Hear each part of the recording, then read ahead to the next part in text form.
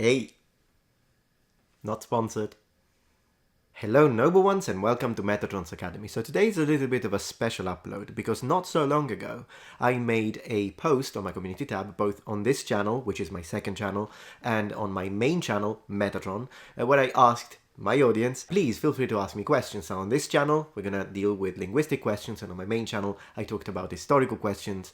You'll find a link in the description, of course. So without further ado, let me get my phone and let's review your questions. Where the heck did I put my phone?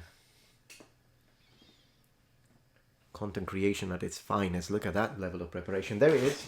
G1T1A1 asks, as a native English speaker, I try to avoid phrasal verbs when speaking with a non-native. What similar simplification do you recommend to aid understanding? Well, first of all, I think your approach is great. Phrasal verbs can be particularly difficult for non-native speakers, absolutely. And in fact, one thing that I do, or I used to do when I was teaching English, is that if I was teaching a class, there was like an A1 to A2, maybe even early B1 class, I would avoid phrasal verbs and then start going into them slowly. So that's already a very good approach. Maybe a good thing to do would be to find out what language the person you're speaking to, the foreigner you're speaking to, speaks as a first. Because if they are Romance language speakers, whether it be Portuguese, Spanish, Italian, then anytime in English you can think of a word that is Latin rooted, it will be understood more easily. So the word diminish will be easier to understand for a Romance speaker than the word abate, to give you just the first example that comes to my mind. Or if for whatever reason you're speaking to someone and they're very kind of low level and you use the word marriage, wedding, and they don't understand, just say matrimony. They will. Because, for example, in Italian it's matrimonio. So in other words, sometimes in English you've got to use the big words because they're Latin rooted and they're easier to understand if the person you're speaking to is a Romance speaker. Thank you for the question. Maddie F.6296, any tips for learning a language for short-term travel? How much you should know or how fluent you should try to become? Love your videos. You're an inspiration. Well, thank you so much. I appreciate that. And you can't reach any level of fluency in short term. So that's the first thing I'd like to address about this. So basically, if you're talking about, hey, I'm going to this country, I don't know anything, and I've got like maybe a month and a half to prepare. Well, of course, remove the idea of becoming fluent at any level. I think the best thing to do would be to talk to a native from there, if possible, and ask them, hey, what should I say when I go into a restaurant, and what do like waiters tell me back? Can you teach me a couple of things, like how do you say where is the station? Maybe learn some very basic traveling vocabulary. That would be the best thing to do, but it very much how difficult that's going to be very much depends on what language and what country, unfortunately. So this is as general as I can get, I think, when it comes to that. Thank you. Trying to be Moonhey. As someone that is expert in YouTube and language learning, do you think it would be a good idea to create a channel to document my own learning of a foreign language? Is my fourth language Spanish, English, modern Greek, trying to learn Korean?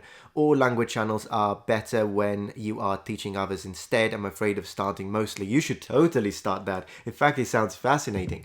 As a person who is already multilingual, your improvement rate will be probably much faster than a person who's learning a second language. So I think it would be great and beneficial for people to see how quickly you're learning, what methods you're using. You're probably accustomed already. You already have your own techniques, so it would be a good way to... It is a form of teaching. You're basically teaching by example. I think it would be a great channel. Absolutely do that. Colconel Falca 1089. Have you ever studied J.R.R. Tolkien's Elvish language he created for Lord of the Rings? If so, what are your thoughts on it? No, I haven't. I mean, I know of it, and I must have read it a couple of times when we were playing the role-playing game for Lord of the Rings, like back in the 90s. But to be honest, I've never really got into it. Not necessarily because it wouldn't be fascinating. It would be. I mean, it's an interesting endeavor, and I absolutely think it's amazing that he even tried to do that. And elves happen to be my favorite fantasy creature. I always play elves in games, but I see no point in trying to learn a fictional language that nobody actually speaks. So I think it will be a huge waste of time unless it's something that brings you joy. Then it becomes a hobby. Then you can do whatever you want. But for me, when it comes to language learning, it always has to be, I'm interested in communication and challenge. Those are the two things that I like the most when it comes to language learning, and there's no communication with elves. I mean, unless you can introduce me to some elves, then in which case I'll probably look into it. Megan May 62442 asks, Are there any platforms that allow you to chat with other students so you can practice having normal conversation in the language you're learning? Yes, italki. They're actually a sponsor to this channel, but I wanted to disclose that. But I've always liked, should I say, italki even many years ago, and I think it's an excellent platform to find people who are native speakers and are not expensive. You have like two different levels. You can go to professionally qualified teachers. They will be a little more expensive, or you can go to actually just a native guy or girl. You just want to have a little conversation. They will be a lot more affordable. Absolutely italki. Epix 00. In your last video, you said that English is a good middle ground between the two major hemispheres of European language. Yes, I stand by that. I wanted to know, in your opinion, is there an Asian equivalent? This is such a great question. Is there an... probably not, in the sense that the closest language that got to that point was Chinese. And in a way, the fact that you can use Chinese characters in Japanese, you know, the so-called Hanzi in Chinese and kanji in Japanese, it's great. I mean, but then again, you don't have like a 100% overlap, of course. But generally speaking, if it's something relatively simple, you usually tend to be able to understand what they're on about when when you're examining the two languages in written form and you're fluent in one, or proficient, should I say. But then again, from us, that's a written level. But on a spoken level, a lot of the Chinese words that are Chinese in origin in Japanese, they are so changed and adapted to the Japanese pronunciation that they're basically unrecognizable for a modern Mandarin Chinese speaker. Also because a lot of those words actually come from different time periods, different regions of China. So unfortunately, there isn't a language that is easy to learn in Asia, in my opinion. They are all so different that, I mean, there is that. Aleta Schulz 1108. It has been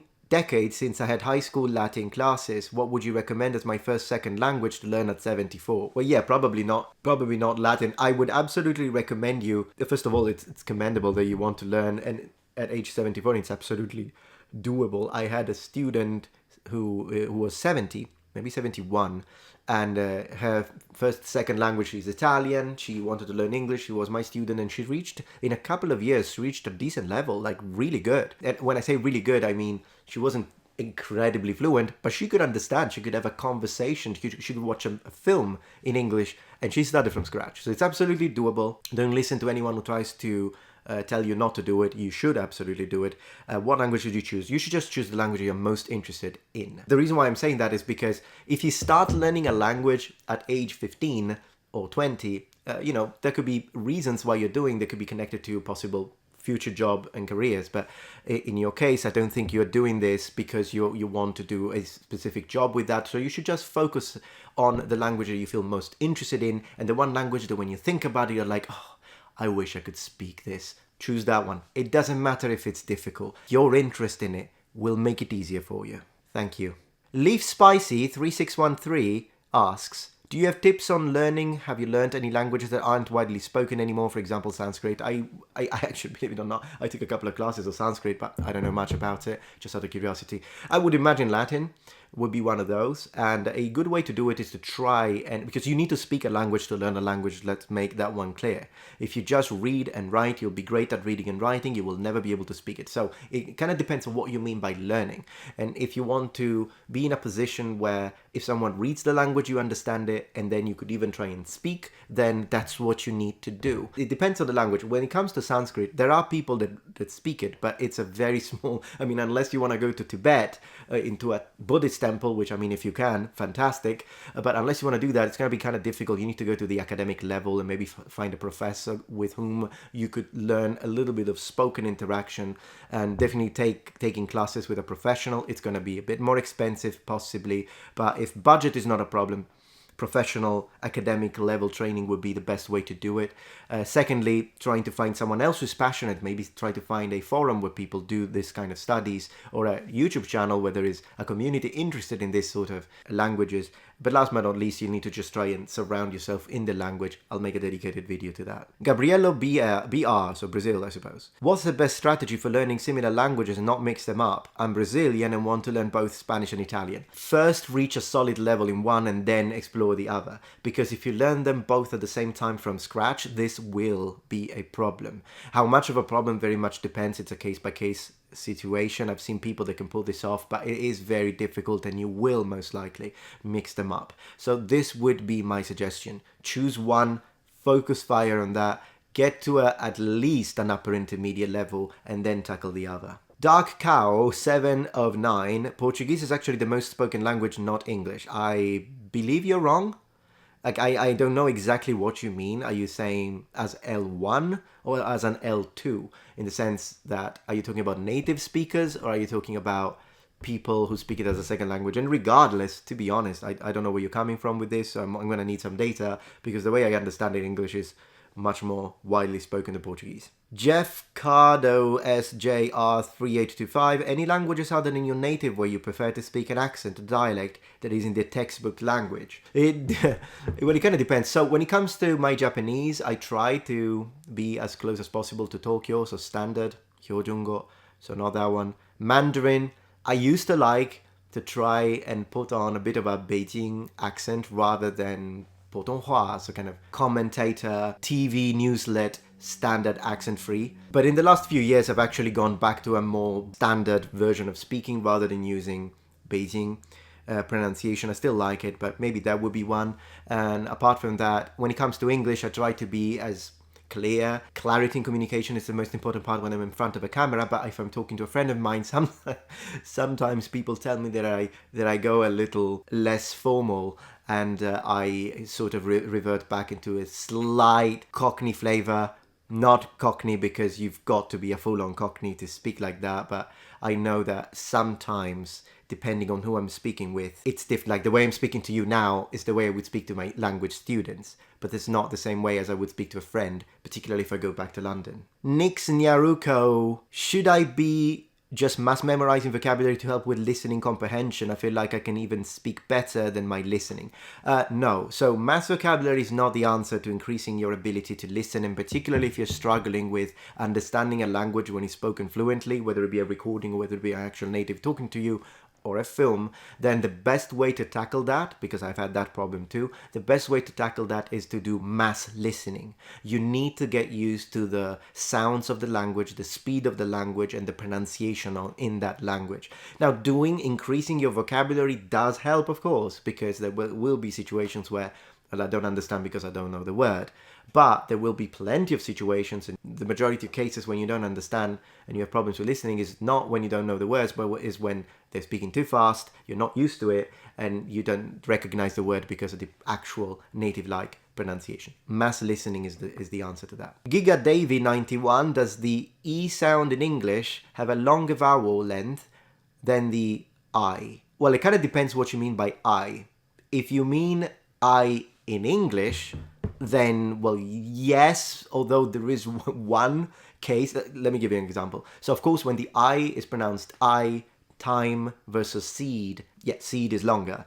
When the I is pronounced like in chicken or tin or video, then, yes, of course, because that's a versus a E. But there is a case that I can think in English where the I has the exact same sound as the double E, and it's with the word machine, in which case it's spelled with an I, but you pronounce it like a double E. So this is what happens in English. Where if by I you mean E in Romance languages like Spanish, Italian, French, etc., in that case it's closer, but it's still longer in English, because in Italian you would say si or simpatico. The E sound, it's still short compared to seen, seed. The only occasion in which perhaps you might get a similar length is when it's in a stressed syllable in Italian.